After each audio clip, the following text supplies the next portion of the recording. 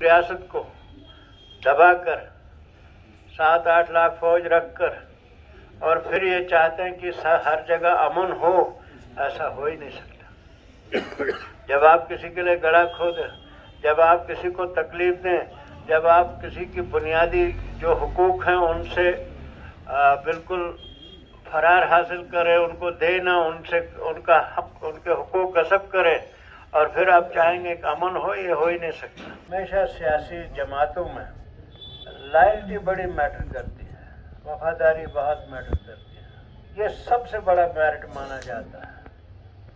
उसके बाद तंजीम के कामों में आपने कितना वक्त दिया, आप कितने उन दूसरों के साथ मिलकर कितना उसको निभाने की कोशिश की, कितना आपने अपने लोगों का साथ देने की कोशिश की है, ये सब चीज़ें देखी जाती हैं।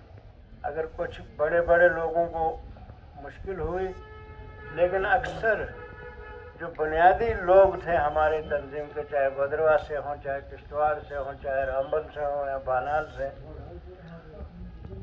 उन्होंने मुझे एक ही बात की,